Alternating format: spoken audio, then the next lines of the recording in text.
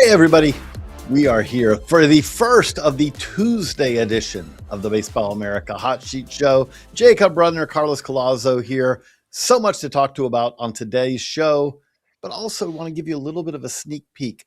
Tomorrow at baseballamerica.com, we've rolled out the updated top 30s. We've rolled out so much content, but tomorrow we will have our organization talent rankings. See how your favorite organization stacks up as far as their farm system. I'll give you a little sneak peek and say St. Louis Cardinals already ranked pretty high, but now after the trade they did yesterday, they moved up one more spot. So find out what they moved up to yet tomorrow at baseballamerica.com. And with that, let's go to the first move.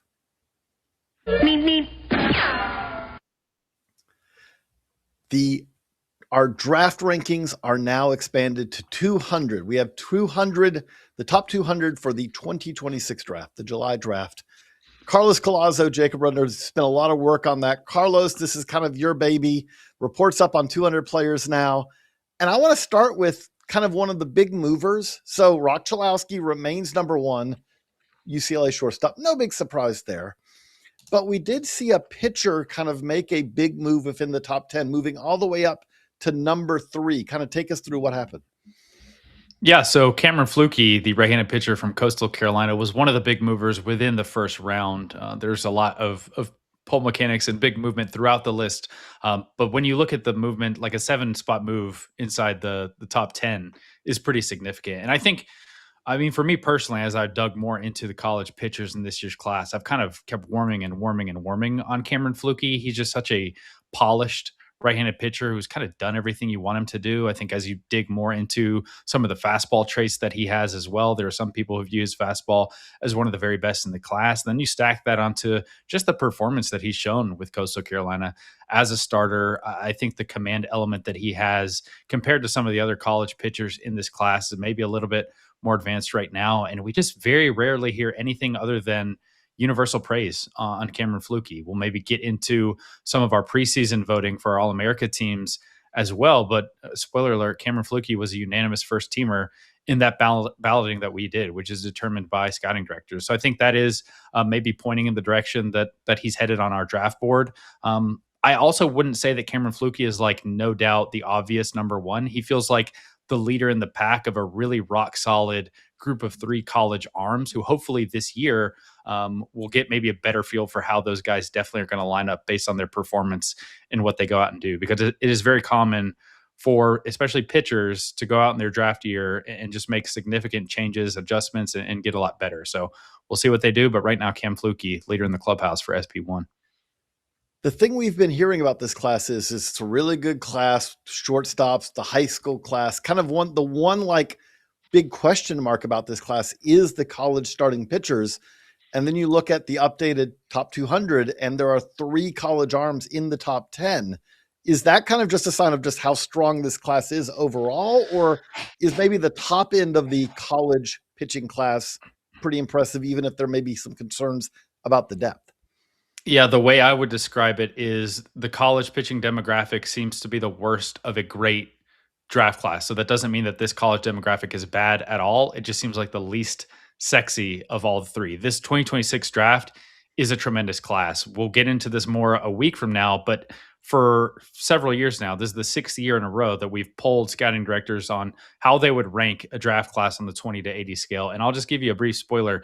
This 2026 class has the best grades just in general at this stage. Now, there's plenty that can change, plenty that will change, but I think this class just has it all. If you like hitters, there are plenty of hitters at the very top, beyond Cholowski, who's the consensus favorite for 1-1 right now. There are high school shortstops, there are outfielders, there are college catchers at the back of our first round who are really exciting. This high school pitching class is one of the deepest and most talented I've seen in years. It's an exceptional high school pitching crop. And then to the point you just said, like if college pitching is your least exciting demographic and you still have 3 of those players inside the top 10, I think it more is just a sign that this draft class is pretty talented all around. It's pretty comprehensive, and I can't wait for the season to get rolling. As Carlos said, Jacob, right now Cameron Fluke is our number 1 college pitcher in this class, but we have 2 others. Jackson Flora, Liam Peterson are both also in the top 10. Do you see, like, what would you have to see, like what do you expect to see out of a Flora or a Peterson? What could they do? What would they have to answer to kind of maybe climb to that SP1 spot in this draft class? Well, I'll start with Jackson Flora over at UCSB because he's close. He's one spot behind Flukie in our updated rankings at number 4. And the reason for that is because all expectations are that he's going to go out and dominate the Big West. He's got a fastball up to 100 miles per hour. He made some changes to his arsenal this offseason that are really enticing. Carlos talked about how a lot of pitchers who go into their draft season make big changes. He's one of those guys. He changed the grip on his fastball to get a little bit better shape on it, especially at the top of the zone against left-handed hitters. He added or really modified his changeup. He's now throwing a kick change. And then he added a curveball slider kind of tweener pitch that fits between his sweeper and just regular slider. All of those things have come together really well. Again, like I said, the expectation is that he dominates. I could see him easily having an argument for SP1. For Liam Peterson, it's a little bit different. The competition is stiffer in the SEC. He's a unique right-handed pitcher, very high-handed, over-the-top approach, works north to south very effectively. He's got a fastball also up to 100 miles per hour, slider and curveball, both really good pitches. For him, though, it's going to come down to whether or not he throws strikes. It's been a challenge for him in his first 2 collegiate seasons. He did a much better job of it as a sophomore last year in 2025. I would imagine that we're going to see a step forward from him. Again, another guy who made some changes. He's a little bit more over the top than he was in previous years. If we see the mechanics hold, if we see the strikes continue to refine, he is also a guy who very much has an argument, especially pitching in the SEC, to be SP1 in the draft.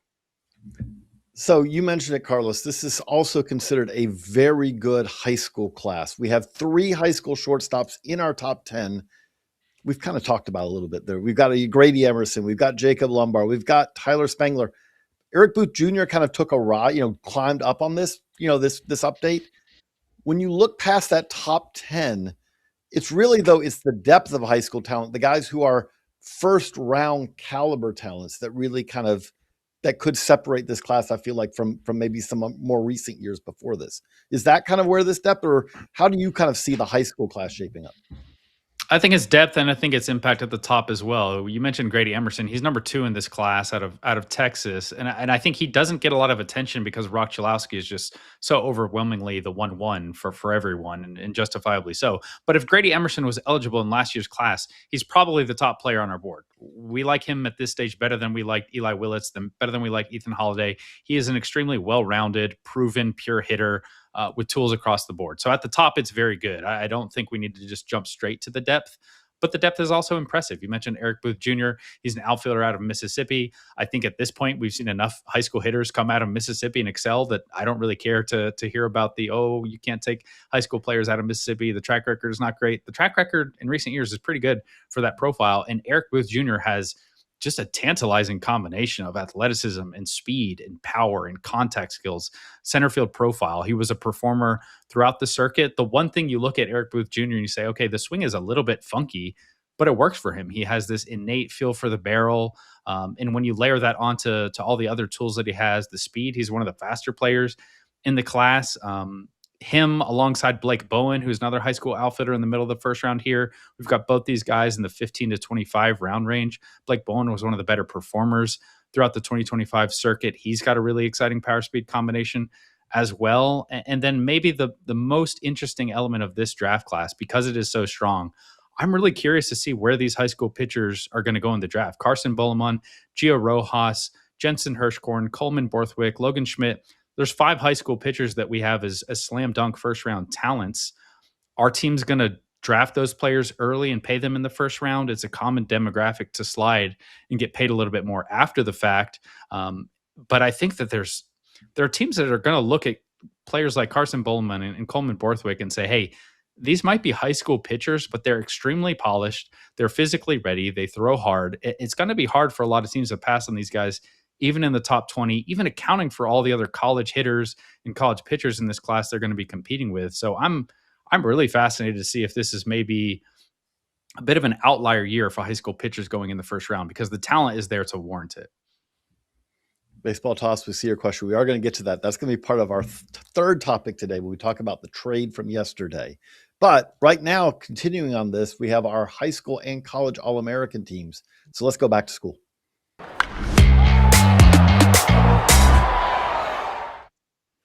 So we do our All-American, our preseason All-American teams a little bit differently. We poll the scouting directors for all 30 MLB clubs. We don't get all 30, but we do get a majority of them will vote. And so we get from that our preseason All-American teams. Carlos, going right back to you to kind of, if someone's asking, well, why do you do it that way? Could you explain it to people of why we do?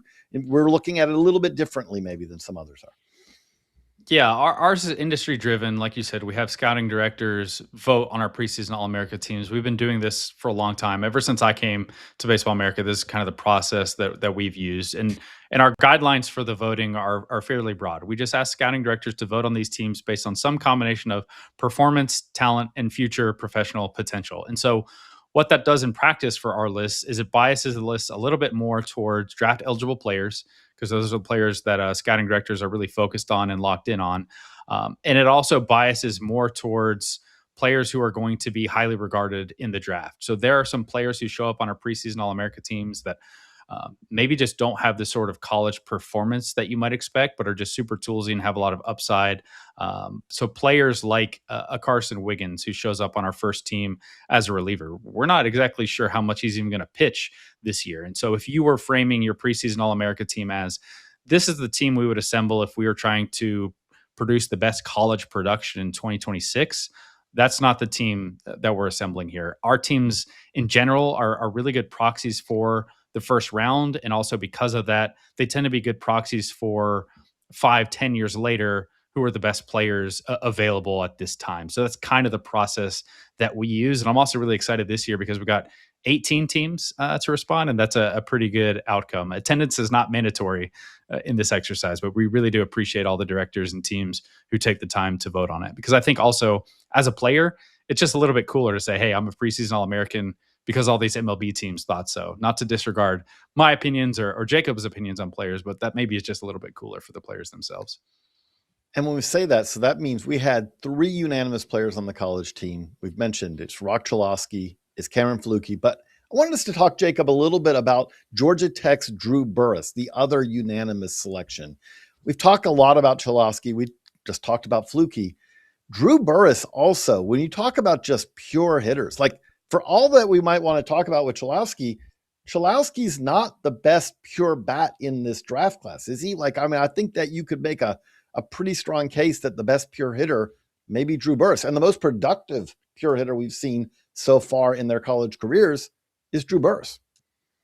Well, I'll say this. If you were to ask me who is the player who is best positioned to contend with Rock Chalosky for our Player of the Year award at the end of the year, it is 100% Drew Burress. He is the best statistical producer returning to college baseball right now, period. He has 357, 490, 756 line over 2 seasons with 44 home runs. If he hits 30 home runs this season, which feels very much within the realm of possibility, then he would be a top 10 home run hitter in the history of college baseball. He is a center fielder who is completely capable out there. He is a disciplined hitter. He has 111 walks to 79 career strikeouts. He was our 2024 Freshman of the Year. So we're talking about somebody who has a track record of outstanding performance in college. You could argue, I think rather easily, that Drew Burress has a better statistical career as a college player so far than Rock Chalosky does. Chalosky plays shortstop at a really high level. He is an outstanding hitter, and I think that you could probably safely put him at the top in terms of hit tool in this draft class from the college side. The bat is the best bat that you're going to get in this draft going into the season. Burress is close, though, and I think that the production speaks for itself. He's doing it in a conference that is extremely competitive. And just to give people a look into our internal voting, when we were discussing Player of the Year, preseason Player of the Year over at Baseball America, Rock Chalosky was the unanimous selection to win the preseason award. The unanimous second place finisher was Drew Burress. Not a single person gave another answer other than the Georgia Tech center fielder. There's a reason for that. He's extremely talented, and he moved up in our recent draft rankings as a result. So there is a groundswell of support for him. He's a little bit undersized, so he's maybe slightly more controversial as a draft prospect. But as far as college producers go, it is 1A and 1B between Chalosky and Burress heading into the year. To kind of play off of that, Carlos, when you look at Burris, I kind of feel like that he may be more appreciated as a hitter nowadays than he would have been when I started at Baseball America, near 50 years ago or whatever it was.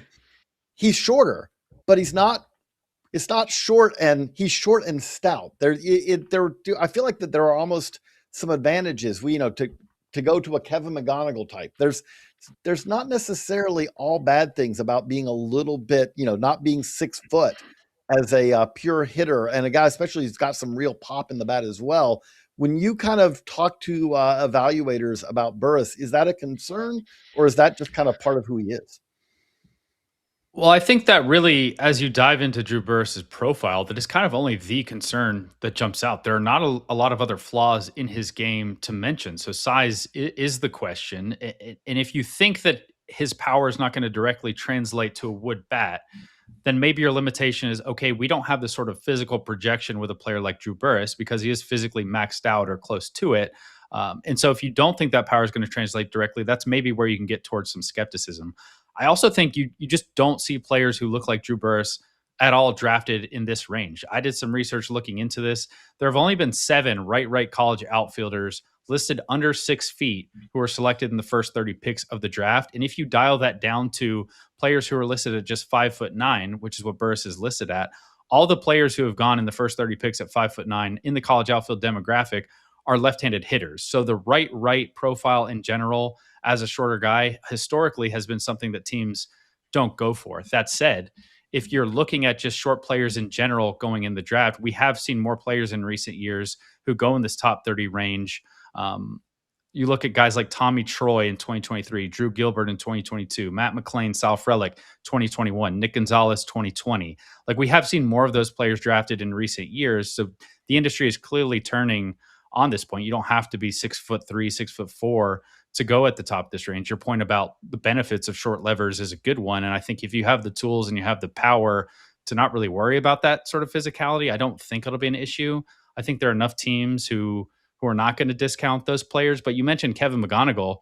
The only reason I can see for Kevin McGonigal not going in the first round is just because he's shorter. So all 30 teams passed on Kevin McGonigal in his draft year. And if you could run that one back, he's probably going to go, I don't know, top 3 easily, 1.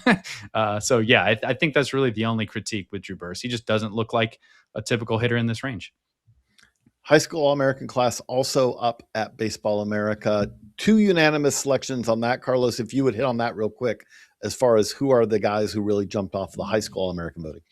Yeah, Grady Emerson, the shortstop out of Texas. He was one of the middle infielders. He was a unanimous first-team selection for us. And then Carson Bullimon, the left-handed pitcher out of South Carolina. I think both of these players are just tremendously polished.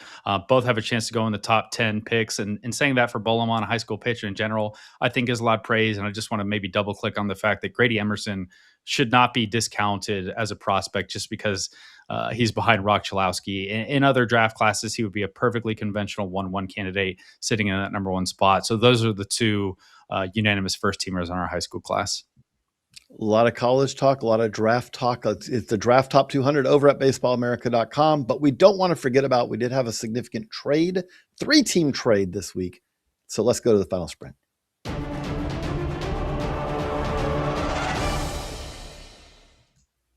Brendan Donovan is a Mariner. The Mariners continue to add to a team that was not that far away from the World Series last year and wants to get there for this year, kind of break that drought, that streak that they don't want to have, which is, hey, can the Mariners get to the World Series? But in that deal, the Rays acquired Ben Williamson, but we really want to kind of dive into the prospects that the Cardinals acquired. You've got Jurangelo Cincha, the switch-handed pitcher. Yes, he's predominantly a right-hander, but he also does throw lefty. Outfielder Ty Pete and outfielder Colton Ledbetter coming from the Rays, as well as the 2 compensatory picks. We will get to those compensatory picks and the question that we have from a viewer on that as well. But to just dive into who the Cardinals got. The Cardinals have continued to add talent this offseason. This is clearly now a rebuild. And I don't mean that in a derogatory way. I think it kind of makes a lot of sense that they're actually moving forward with this. Nolan Arenado is gone. Now that they've moved on, Nolan Gorman is going to actually get to play third base, the position he best can play. This probably clears the path for JJ Weatherholt to be their everyday second baseman, which makes a whole lot of sense when you've got a Gold Glove shortstop like Mason Wynn. Cynthia is the key prospect that they got back here. He is a guy who could be a rotation piece, not that far away. Yes, he is a right-hander who can, I would say, think of him as a right-handed pitcher who, if there's a really tough lefty matchup, could go left-handed to kind of spin some sliders against a guy who has trouble hitting sliders maybe, but predominantly just think of him as a right-handed pitcher who could be a starting pitcher. Ty Pete is a guy who there's a lot of upside here, but there's also a lot of risk. He has real power. He has real athleticism. He also struck out over 30% of the time last year. That's going to have to improve. So you kind of blend that with a guy like Colton Ledbetter, who corner outfielder who hits, kind of makes a lot of contact, hits the ball harder than his power numbers have reflected. But you do want to see a guy hit more than 7 home runs as he did in Double-A last year. But we really want to dive in. I think the part that kind of ties into what we've talked about earlier, we just talked about how great this draft class is. The Cardinals just added a lot more ammunition here. They added 2 compensatory picks, compensatory balance B picks, Mariners and Rays picks. So that's picks 68 and 72, it looks like. That is a lot of bonus pool money. Now, to answer the question, let's go to the question here. It's asking, so does the Rays trading the comp pick yesterday help the White Sox money-wise? No. I would just say no. If anyone has anything else for, Carlos or Jacob did, but this actually helps the Cardinals have more money to spend, which kind of, the Cardinals are a team that has a lot of bonus pool, and this is going to give them more ability to be creative in what they do. So I don't think it really changes it there. But Carlos kind of set the stage for us on how significant an additional almost $2.5 million in bonus pool allotment could be to the Cardinals' creativity in the draft. Yeah, it's going to add a lot of creative ability or just flexibility in how they tackle the board. Like you said, we don't know the exact number. Slots will come out this year. But if you take last year's slot values for those picks, it is a little over $2 million in total bonus pool that you're going to add to what looks like a tremendously talented draft class. And how that plays out for teams in practice is if you have players start to slide a little bit more than you expect, you have players with big signing bonus demands, you can then maybe grab some of those players. The Cardinals are picking right outside of the top 10 in the draft this year. If there's a player like a Jacob Lombard who starts to slide a little bit, like a Justin LeBron, one of these college pitchers, typically a little bit more rare for the college pitchers because those guys are just going to go and get paid. But you see it happen a lot with high school players who will slide a little bit more than you think they're going to, than their talent warrants, and they get overslot deals with those picks. If the Cardinals don't want to play that like that in the first round, it also just means there's more money for them to use for later picks. So whether they want to play it straight up and just acquire as much talent as they can with every pick, or if they want to create savings at the top of the draft, it's very common for teams to take players at the top of their board, sign them to underslot deals, and then you put a lot of big savings towards high school players that maybe you otherwise would not have been able to draft and sign in the second round or in the third round or with one of these extra picks. So it looks like the Cardinals are going to be one of the heavy hitters just in terms of outsized bonus pool money to spend in the draft. And it's hard to not iterate or emphasize enough just how important that bonus pool money is for baseball's draft. It's not a hard slotting system where the players are going directly in order of the and where you get picked is what you get paid. This allows teams to have a lot of flexibility and leverage of the draft board, and they are going to be one of the more interesting teams to watch in this class just because of the volume of picks they have and the pool money that comes with it. I also want to kind of to follow up on that, like the follow-up question that can the Sox up rocks bonus without the Rays doing as well. I will say there's not really, I would say that with that, you're not expecting, like Rock Chalowski is the kind of guy who could end up getting full allotment at the number 1 pick. There's not many guys who can even come close to that. He could be in that range, but I don't see a scenario, and Carlos, I'll kind of put you on the spot on it. I don't see a scenario where it gets kind of really clever, where it's like, oh, the White Sox would consider not taking Rock Chalowski if they thought he was the number 1 prospect, just because someone else is going to push him down bonus-wise. The pool allotments, even though they've been reduced, there's still not something where someone's going to really be able to kind of mess with that way, are they? Right. There's no one, you're not going to be able to slide Rock Chalowski past another team who wants him, because what's Rock Chalowski going to do? Say no to the $10 million bonus or whatever the first overall slot can offer him? Like, it's great if you're the Angels picking second, like last year, it was Nationals, Angels, Mariners. The slot value was 11 million, 10 million, 9.5 million. So let's say the Angels, in this scenario wanted to get the first overall player by doing some huge overslot deal, you're just not going to get the opportunity to pay him that because he's not going to be on the board. So sliding players can only go so far in baseball's draft. If at the end of the day, we're still talking about Rock Chalowski in the way we're talking about him right now, the White Sox are just going to take him. And there's no higher in the draft you can go if you're Rock Chalowski. So it's very difficult for him to say, I'm not going to sign, I'm going to run it back in college. That has happened before in the draft with high profile college players and pitchers. It is extremely rare. So yeah, I don't think that's realistically how it'll work.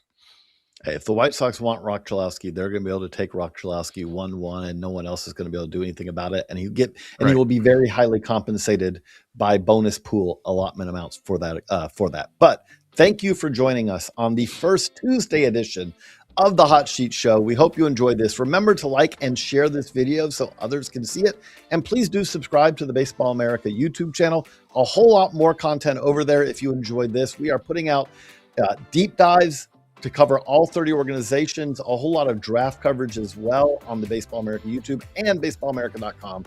Check out all the coverage and check us out everywhere that you can see Baseball America. So long, everybody.